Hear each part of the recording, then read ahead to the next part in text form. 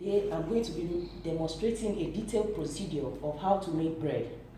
So what are the recipes we need? First, we need a stand mixer or an electric mixer.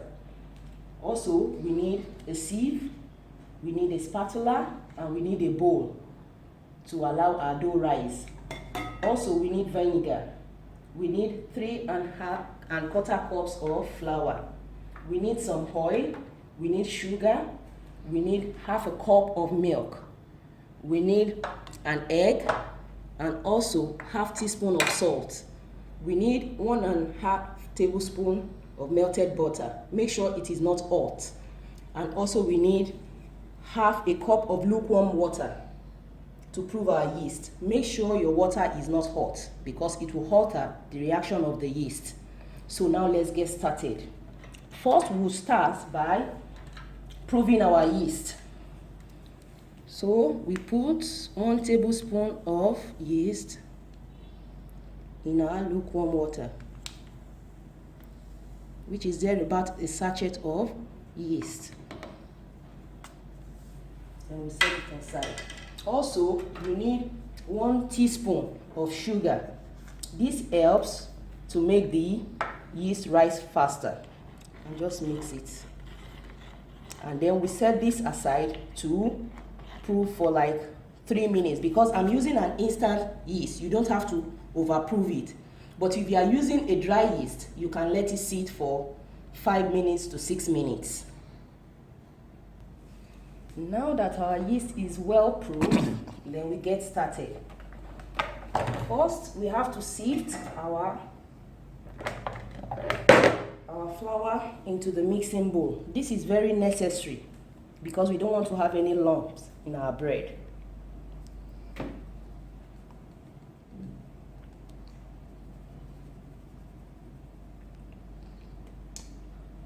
So let's set this aside. Then we start by adding all other ingredients in the mixing bowl. So adding the yeast,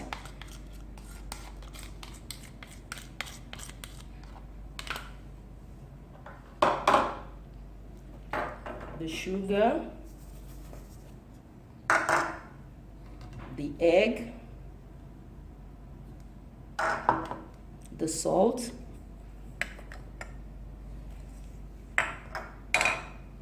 then the ½ cup of milk,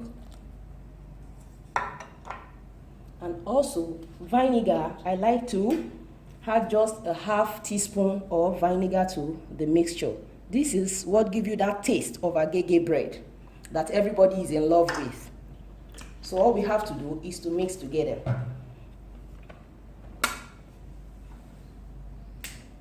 Make sure you start on a very low speed because you don't want to have your face full of flour.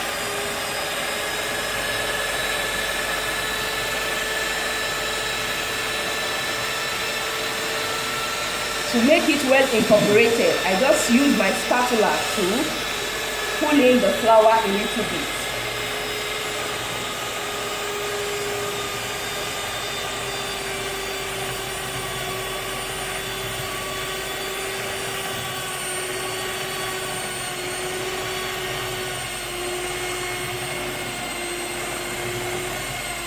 Now we can start increasing the speed of the mixer.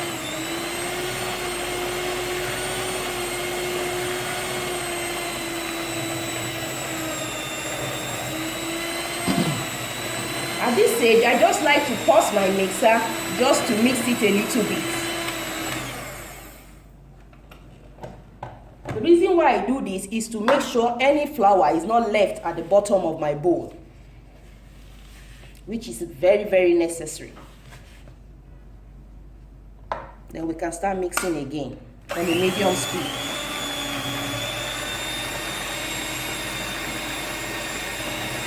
Here we can gently add our melted butter to it.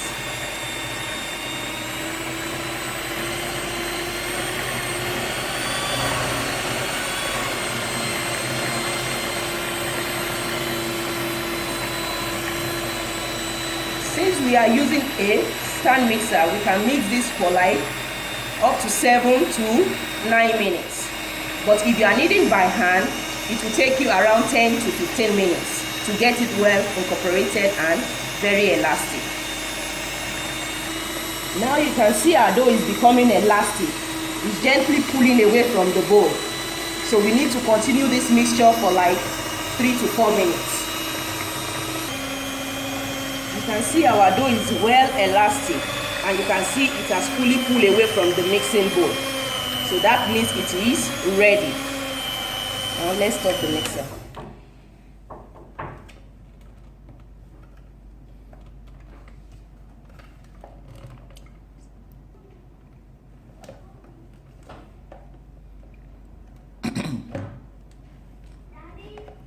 So now our big bowl. Make sure the sides are well oiled with the vegetable oil. Then we place our dough in it to rise for about an hour. Make sure you coat all the dough with oil. Then we cover this with a plastic film or a very damp towel, and then we allow it to rise at a very warm place. What do I do in my kitchen? All I do is on the oven for like 5 minutes, then switch it off, then place my dough in it and allow to rise for 1 hour. You can see our dough is well risen. So what we do at this stage is punch it down to remove the air bubbles. Then we transfer it to a flour surface. So what we have to do is to flour our table and transfer the dough. This stage you just have to knead a little.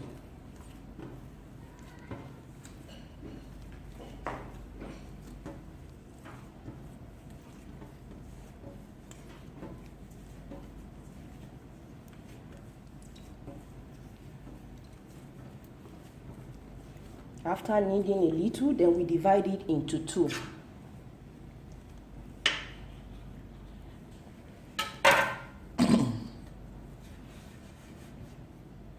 Also knead a little and fold it into the shape of your pan.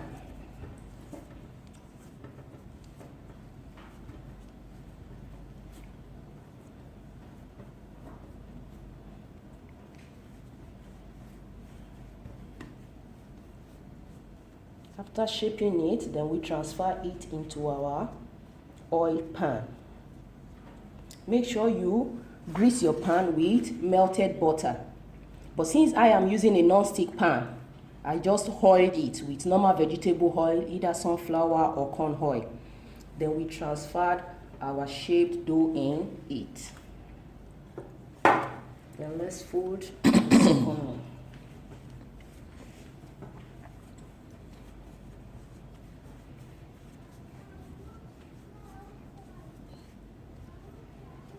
We also transfer this into the other pan.